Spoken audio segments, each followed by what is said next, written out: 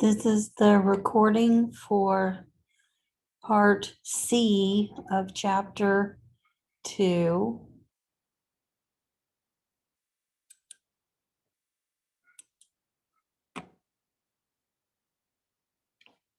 Oh, here we go. All right, so here we're going to practice structural formula, drawing them.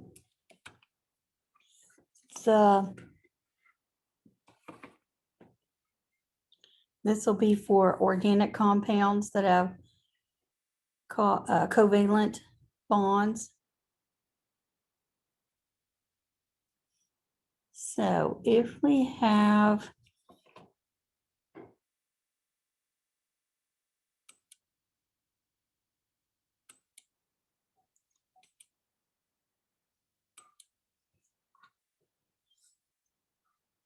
a structural formula, or if we have a molecular formula of CO2,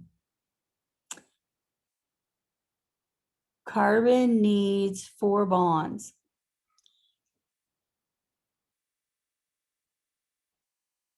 You have 2 oxygen, and they each need 2 bonds. Going back to honk, 1, 2, 3, 4. So you're going to have 2 bonds, 2 lines to each of the oxygen, and you're going to have 4 lines for the carbon.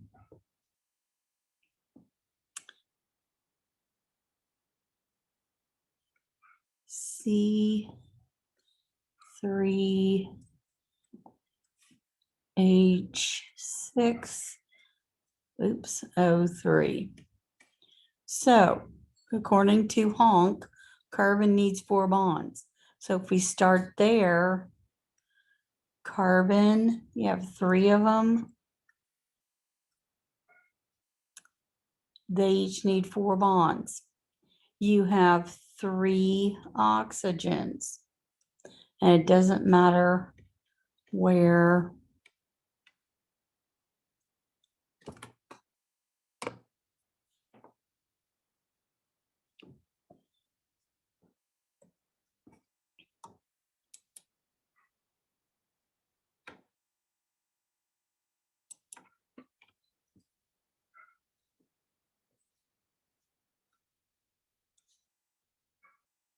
So if we just put the oxygens around the carbons, because I don't care what it looks like as long as you got the right number of atoms and the right number of bonds.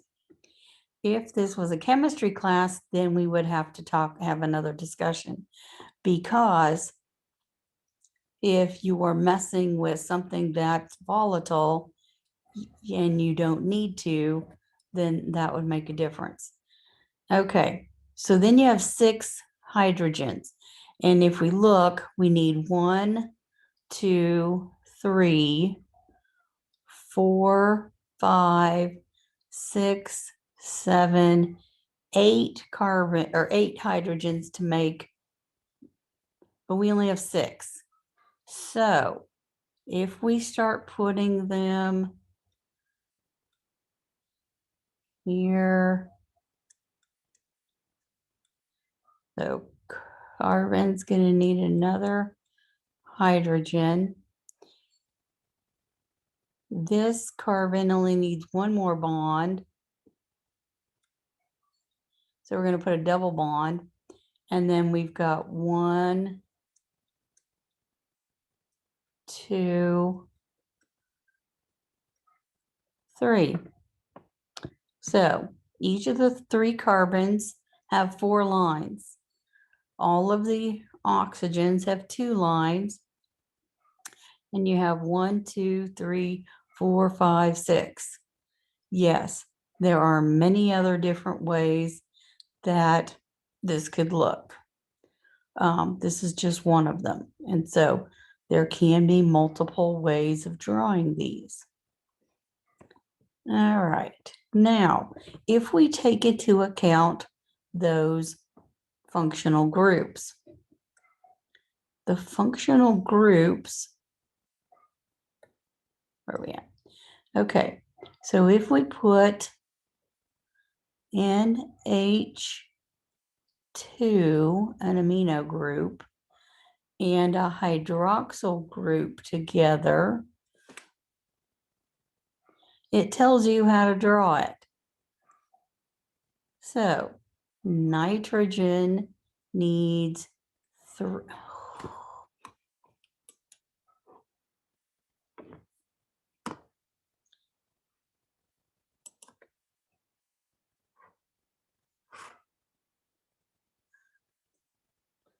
Nitrogen needs 3 bonds.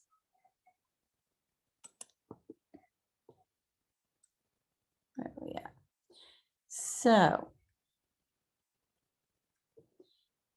2 of them are going to be with hydrogen.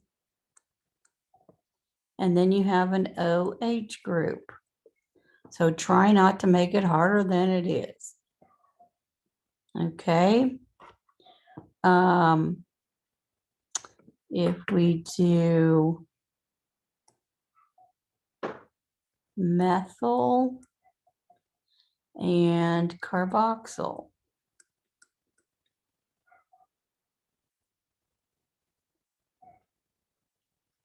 carbon needs 4 bonds.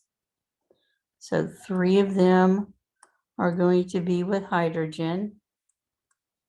And then you've got a carboxyl, 2 bonds to the first oxygen, and an OH group. All right, so keep in mind the honk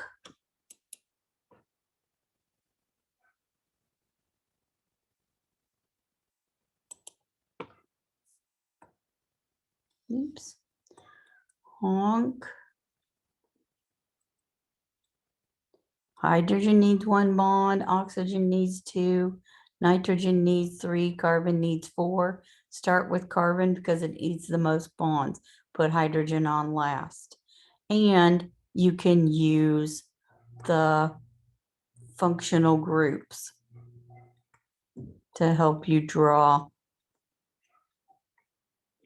structural formula. That should be an O.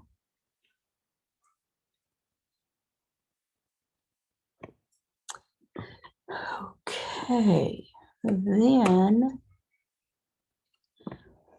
now notice this has a different background. So that means it's not an objective, but it is important information so that you can understand what's coming next. Counting carbons in a ringed molecule. There's a shorthand they use. So where you see 4 intersecting lines, going back to the 4 bonds that hydrogen needs to form, it indicates there's a carbon there. So it's omitted in the drawing.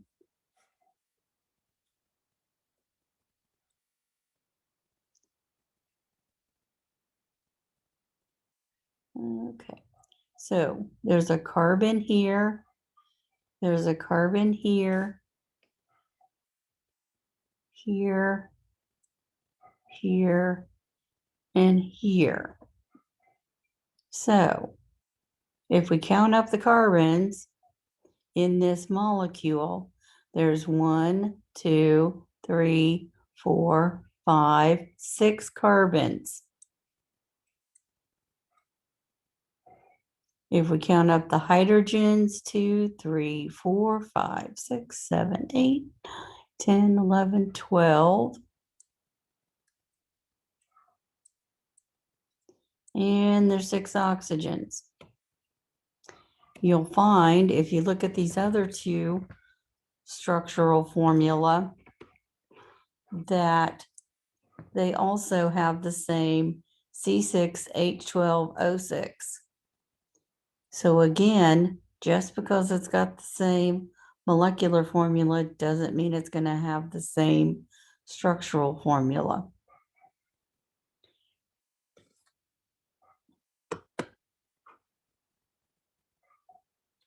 Another concept that we need to understand, monomers and polymers. Mono means one, poly means many. Di is two, trimer would be three, and then there is the lovely root oligo, or oligo, which means somewhere between 3 and 10. So you have single units that can be hooked together to make up multiple units. Here we see monomer 1 and monomer 2 being added together to form a dimer. We also see that in order to do that, we have to remove what amounts to a water molecule in order for the new bigger molecule to be stable. This is called dehydration synthesis. Dehydration, we're moving water and we're making something new. This happens when you put organic compounds together to make bigger organic compounds. So when you put two monosaccharides together to form a disaccharide, it's going to generate water. When we break them apart down here, this is a decomposing reaction. You have a dimer. In order to separate it into the two monomers, you have to add what amounts to a water molecule to the two fragments so that they are stable. So we call it hydrolysis because we're cutting water, or water cutting. Hydro for water, lysis for cut. So we always have to make sure that the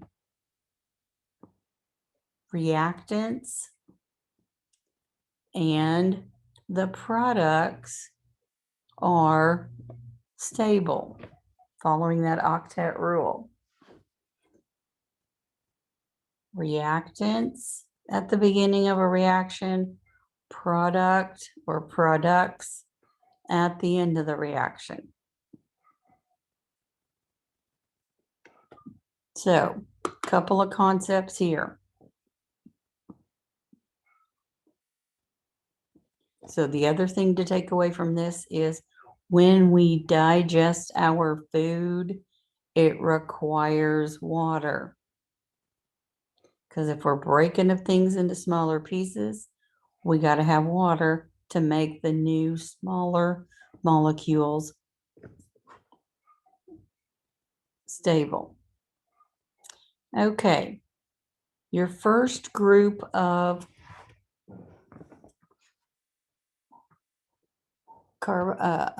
organic compounds are carbohydrates. Carbohydrates, you can tell by looking at the name what's found in them. Carbohydrates are organic compounds that have carbon, hydrogen, and oxygen. It has to have two or more hydroxyl groups, so all carbohydrates are alcohols. The ratio of hydrogen and oxygen has to be 2 to 1, just like water, hence hydrates.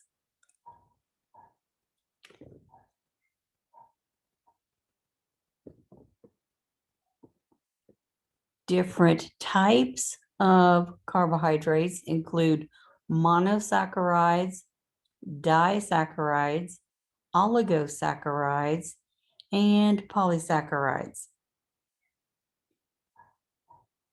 The root saccharide goes back to carbohydrate and then mono, di, oligo, and poly. So 1, 2, somewhere between 3 and 10, and then many. Most of the time, but not always, they end in OSE. Glucose, fructose, dextrose, maltose, cellulose. So, first group of carbohydrates, monosaccharides. You have to be able to identify any of these three structural formula as a monosaccharide. You don't have to tell me which specific one it is, but you have to be able to recognize it as a monosaccharide. And again, don't make it harder than it is. You got a carbon ring with carbon, hydrogen, and oxygens. If you look closely, you got 2 hydrogens for every oxygen. So don't make it harder than it is. Monosaccharides are defined as simple carbohydrates with 3 to 7 carbons. Usually they can pass through cell membranes. Simple is a distinction made by nutritionists, not chemists. So, monosaccharides include glucose, galactose, and fructose. So those are 3 names that you need to associate with monosaccharides. There are other examples. Deoxyribose, ribose from DNA and RNA. Most of these are going to be generated during digestion of complex carbohydrates. The most numerous monosaccharide in the body is glucose.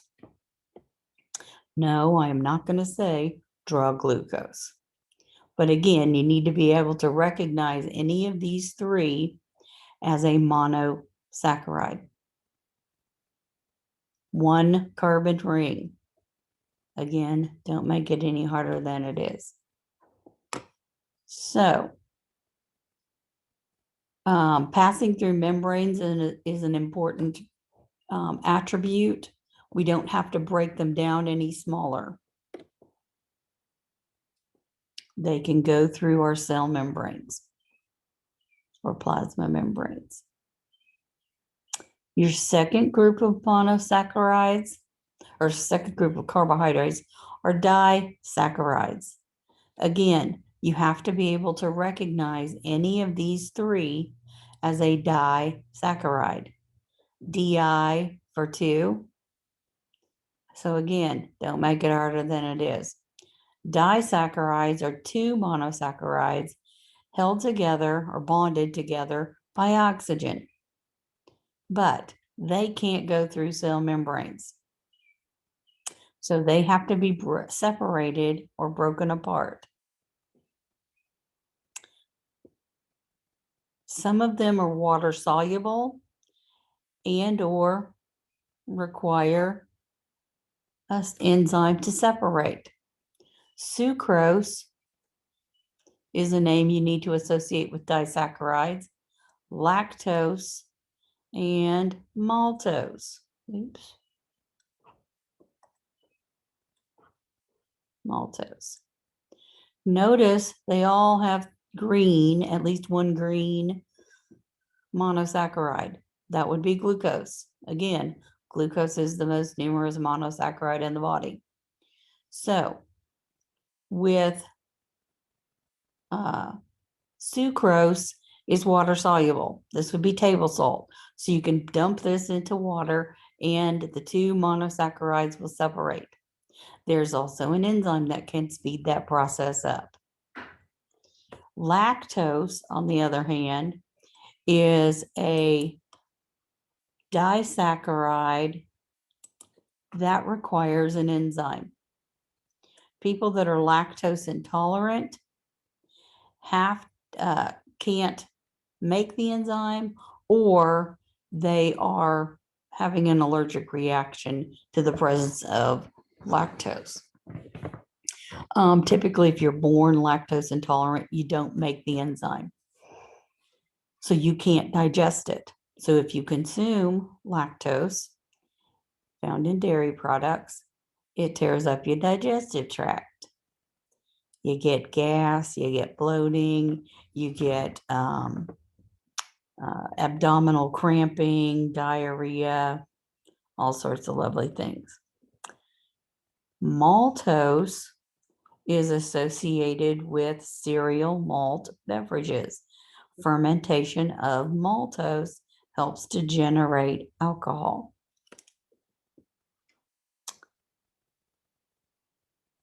Polysaccharides are long chains of glucose or long chains of monosaccharides. Most of the time, we're talking about glucose if we're talking about living things.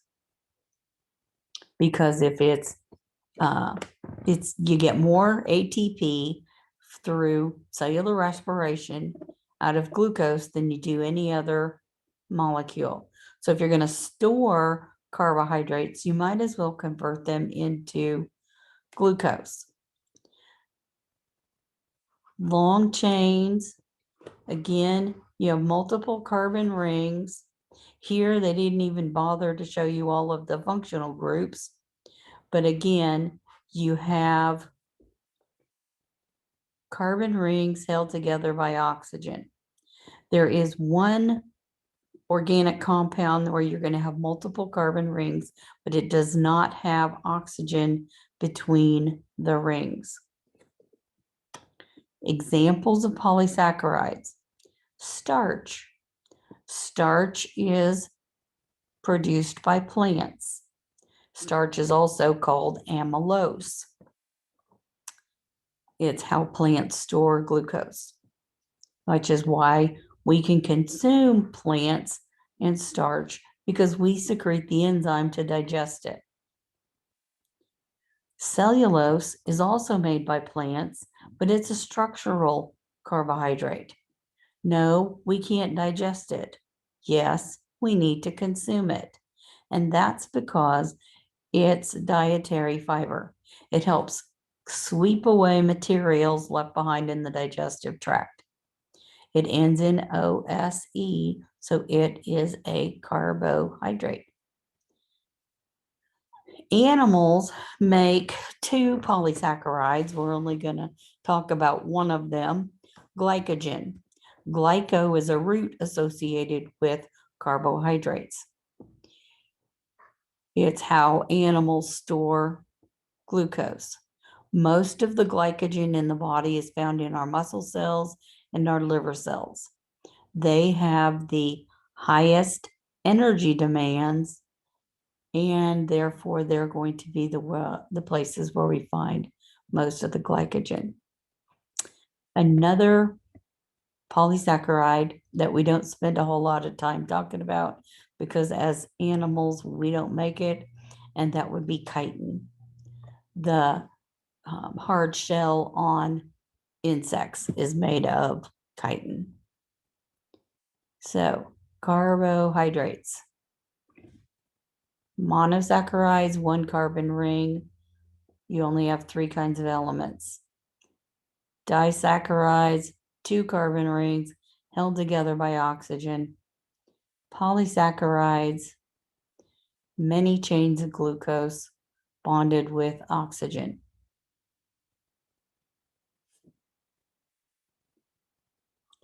Our second group of organic compounds are called lipids. These are hydrophobic organic molecules with carbon, hydrogen, very little oxygen, and one type has both nitrogen and phosphorus. So, hydrophobic organic compounds, meaning that they are going to have the non-polar covalent bonds. They're not going to want to play with water. So, oils waxes. Now, with lipids, we divide them into two groups. Those with fatty acids, and the polymers that we're going to look at are triglycerides and phospholipids. And lipids without fatty acids, which would be steroids. This is a steroid. Oops. Down here. Oops. Okay, so if I could get this to cooperate. So down here we have the steroid, this one up here, sorry, is the triglyceride. So in nutrition, fats don't cover all of the lipids. All lipids are not fats. All fats are lipids. So you need to use the word lipid, not fat. Okay, there are 5 different things that you have to identify in this group. There are 2 kinds of fatty acids. Saturated fatty acids. A fatty acid is a long hydrocarbon chain with a carboxyl group on one end and a methyl group at the other. The long hydrocarbon chain can be, as long as you see it here, it can be much shorter. It could be even longer. So you just see carbon and hydrogens in between the methyl and the carboxyl group. So that's a fatty acid. Saturated means that there's only single carbon to carbon bonds in the hydrocarbon chain. They're usually, but not always, solid at room temperature. So S, single carbon bonds, saturated, and typically solid. They're fairly rigid. They don't bend. These are the ones that are going to tend to plug up your arteries.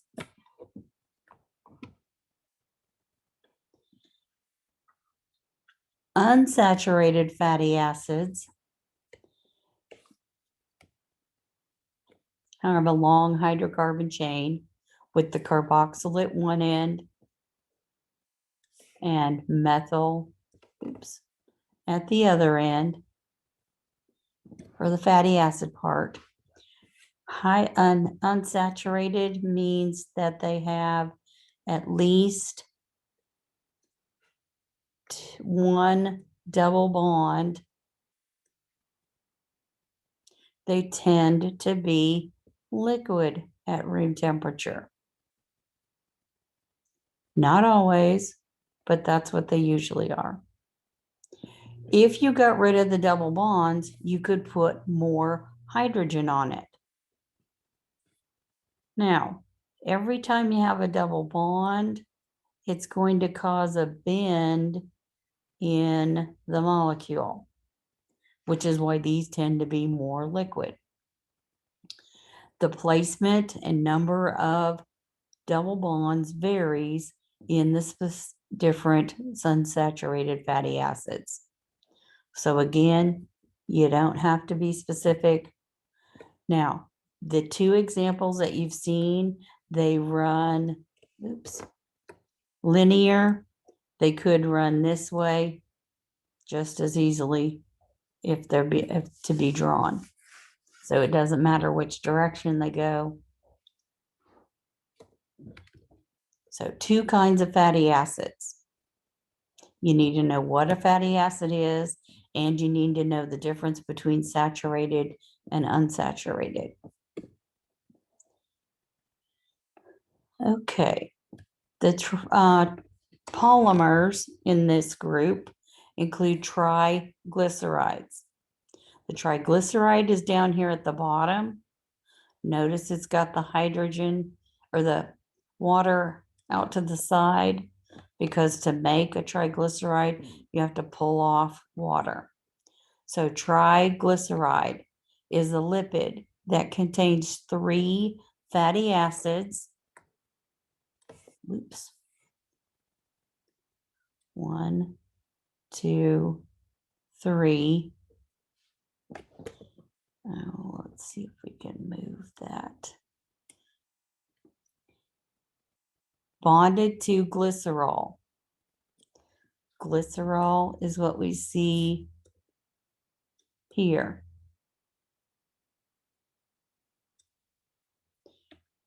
You're going to need to know that for one of your chemistry assignment questions. Okay, so the triglyceride, and you'd only have to identify it as a triglyceride. The easiest way to look at this is you've got a capital E. If you look at the overall shape, the length of the pieces of the sidebars here, which would be the fatty acids, can vary. They can be short, they can be long. They're all going to get connected together. You can, if you want to, classify triglycerides depending on the type of fatty acids. If all 3 fatty acids are saturated, it's a saturated triglyceride. If one of them is unsaturated, like we see here, it's called an unsaturated triglyceride. You can have a polyunsaturated triglyceride if 2 or all 3 of the fatty acids are unsaturated. Now, you don't have to designate those. If you do, you better make sure you're correct. Because if it's a saturated triglyceride and you call it a polyunsaturated, that's going to be partially wrong. Triglyceride. Okay. Phospholipids are the second polymer in the lipid group. Its name tells you it's got the phosphorus, which also means it has nitrogen. So this is a lipid composed of a nitrogen containing group, a phosphate group, which is the blue, glycerol, which is green, and 2 fatty acids. One of them will always be saturated, and one of them is unsaturated. This is a representation of the 2 fatty acids, and this is the glycerol phosphate group and nitrogen containing group. It has different solubilities on either end of the molecule, which we'll take a look at in a minute. This is the most numerous compound in plasma membranes or cell membranes or any other membrane. The most numerous. So, the solubility differences. Solubility of phospholipids. The nitrogen containing group, the phosphate group are going to be the polar covalent end, which means it's also hydrophilic. So this side is water soluble. The two fatty acids would be the nonpolar covalent end with the bonds, which makes them the hydrophobic end. So they're going to push water away. The plasma membrane is going to line up the polar ends. The fatty acids stick out, and that forms one row of phospholipids. The second layer is going to have fatty acids next to the other fatty acids, and the polar end is going to be on the outside. So water is attracted here, but when it gets to the middle, it gets pushed to the other side. Or it gets attracted here and gets pushed to the other side.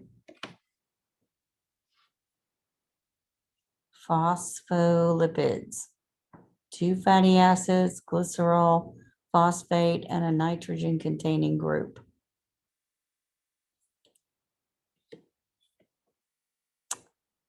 Okay. Now, again, different background, not an objective you have to get tested over, but yes, we need to go through it. So another group of lipids that have fatty acids are called eicosanoids.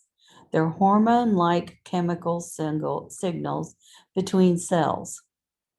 Typically, they are an altered arachidonic acid, a typical fatty acid found in phospholipids. This includes groups called prostaglandins and leukotrienes.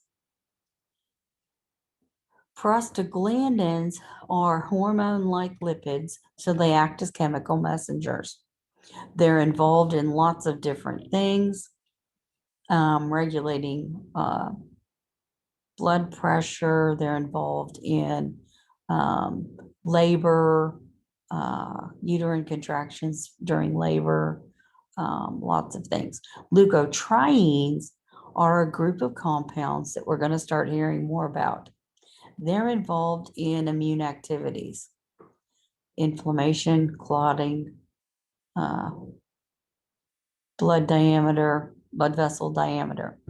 So the leukotrienes are a group of compounds that you're going to hear more about as medicine continues. It's a bent fatty acid, so we don't typically put that in the objectives, but you do need to be aware of eicosanoid, prostaglandin, and leukotrienes. The third polymer in the lipid group are the steroids. Steroids are modified cholesterol molecules. They have a 4-ring base with a variety in number and location of functional groups and double bonds. This is the full cholesterol molecule. The 5 categories are progesterones, testosterones, cortisols, aldosterones, and estradiols or estrogens. The different types of steroids are not going to have this big arm. And then again, it moves around the functional groups and has double bonds in different places. And again, these are categories. They're not a single compound. Here you see the progression. Cholesterol is first converted into progesterone. Progesterone can then be modified into testosterone, cortisol, or aldosterone. And the only way to get estradiol or estrogens is to convert testosterone. So yes, everybody makes all of them, no matter your gender. The only chemical reaction which can be reversed is estrogen can be converted back into testosterone. And yes, the body does this, both male and female.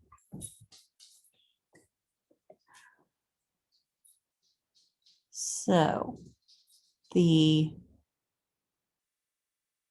carbohydrates, lipids are two groups of fatty acid or two groups of organic compounds. Another one is the proteins, the vitamins, and the nucleic acids.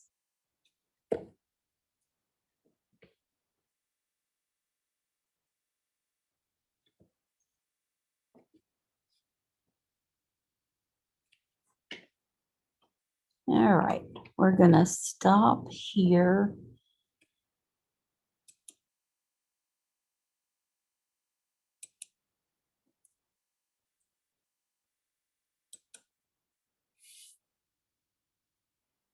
I can get to the bottom of the